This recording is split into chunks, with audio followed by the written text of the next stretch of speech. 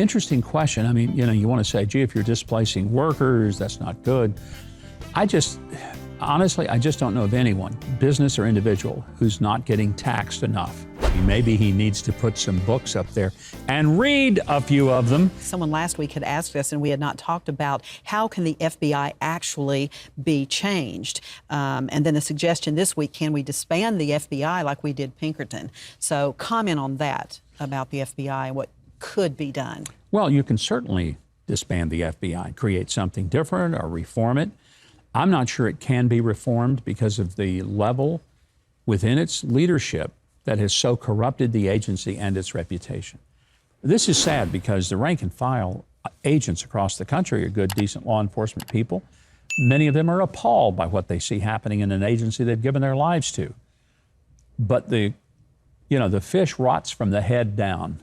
And unfortunately, there's a lot of rot at the head of this institution now. And I'm not sure it can be salvaged. So Congress can make those changes, but Congress won't make those changes unless Republicans get the House, the Senate, and the White House. It's the only way it'll be reformed. And then we better have some courageous people in Congress and in the White House, or it will never get done. A reminder to everybody watching today, our question of the day, will you do anything on Memorial Day to honor those who have died serving our country? And it's been great because a lot of folks are responding. Terry Jorgen says, I help at the Veterans Cemetery down the road, placing flags on the various graves of our honored soldiers that have died.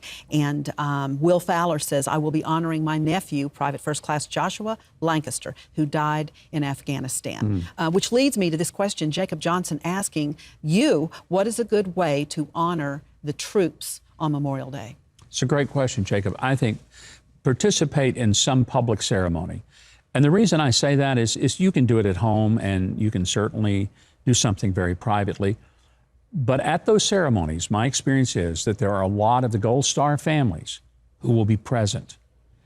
The presence of members of the public who don't have to be there says volumes to those Gold Star families.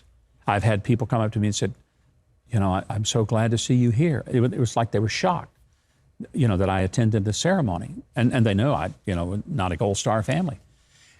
Didn't do it because I had to be there. Didn't do it because I had a family member that I was honoring. I did it because I believe that my country deserved to see as many of us as possible show up at one of these Memorial Day services to honor those who couldn't be there.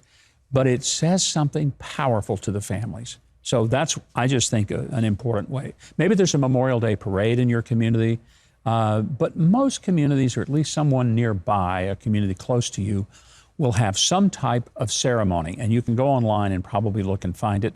If all else fails, go to your, make a call to your local VFW or American Legion. They typically are involved in helping to sponsor them, or your state veterans organizations, and ask what's available in my area.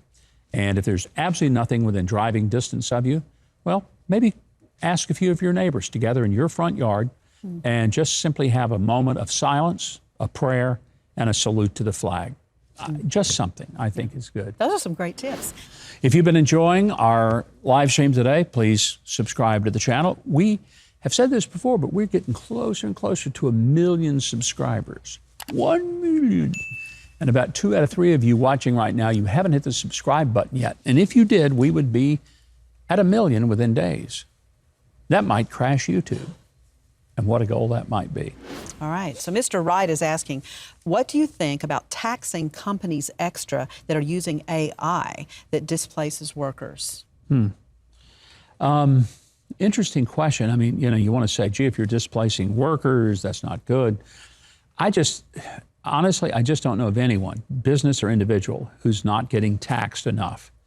If anything, I think it's the waste of the money that we give in taxes that is a bigger issue for me. And I don't like what AI might do in terms of replacing, but let's be realistic.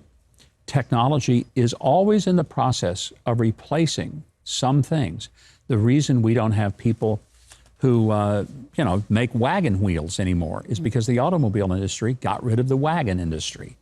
And the reason that maybe we don't have people who are doing, trying to think of some obsolete position now. My dad used to rebuild car generators. Well, cars don't have generators, and they haven't had for 50 years. So, I could complain, gee, my dad lost a lot of business when, cars quit having generators and went to alternators. But it was an improvement in the operation of the car, so you have to learn new skills. One thing I truly believe, there'll be some skills you cannot outsource, and AI can't do it. Try to get a Finnish carpenter, a brick mason, a plumber, an HVAC technician, an electrician. AI can't do that. Right. You got to have somebody with skills, a welder, a pipe fitter. These are good jobs. They pay well, and they should pay well. People work really, really hard to do them. And I hope we never stop respecting the people who do the work that really keeps us all going. All right, so have to ask this. I want to find this. It's a funny little thing from Ross Reed. He's saying, are we certain that old Joe isn't an underdeveloped AI and the real Sleepy Joe has been long gone? Oh, wow. Ross Reed, that's a good one. I may count that as the comment of the week. That's a good one. I want to get to this Florida travel advisory because this is, honestly, it's one of the most insane things. You got the NCAA president, not the NAACP, not the NCAA. Well, they're about as crazy as well. But the NAACP president is now telling African Americans, don't go to Florida because they don't like you down here, which is ridiculous. But I want you to listen to him. By the way, the chairman of their board lives in Florida. We should not use race or othering as a tool to weaponize against people. And unfortunately, for a large percentage of the Floridians, that's what he has done. Therefore, we are advising African Americans and others that if you travel to Florida, beware that your life is not valued, that we have a political landscape that could cause harm as we prepare for the 2024 elections. Maybe he needs to put some books up there and read a few of them. If he did, he might find out that Florida is the #1 state in America for African Americans owning their own businesses. So if it's really that horrible a place, why is it like that? I cannot imagine. He also goes on to try to deny that is a fact. And it really makes him look, I think, foolish. Has moved into the #1 spot in the United States for Black-owned businesses. What they are saying is, look, African Americans and Hispanics are doing quite well here when it comes to running their own businesses and being able to make money here and being able to live decent lives. How do you address that with this new ban? First of all, that's propaganda language. Over the last several years, it wasn't because of anything he did in policy. There you go. It's propaganda. Not that what he is saying isn't propaganda. It's utter propaganda. I just find that laughable. And last night I was on Hannity. My comment to Sean was this: don't respond in anger to these people because they will enjoy that. And don't try to reason with them because they're unreasonable. And don't try to rationalize with them because they're irrational. Ridicule them. It's the only way we really have to deal with these people. Ridicule them. Just push it back on them and say, that's stupid. And make fun of them because it's the only thing that honestly will do any good at all. And it probably won't do a lot of good.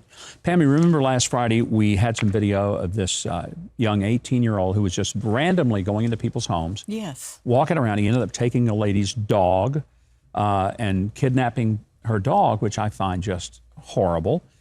And he thought this was real funny, and he put a video of himself doing this on TikTok.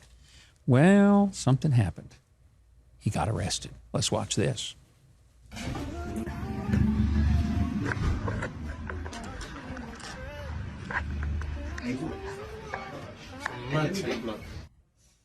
I just have to say I did not shed a tear. I hope he spends quite a few nights in jail. And I'm glad he was doing this in Great Britain for the simple reason that people there can't arm themselves and protect their homes like we can here in the States. I was going to think, pal, try that down south. Just walk into somebody's house, walk around and steal their dog. Yeah, wouldn't end well. Buddy, you ain't going to be surrendering at the police station.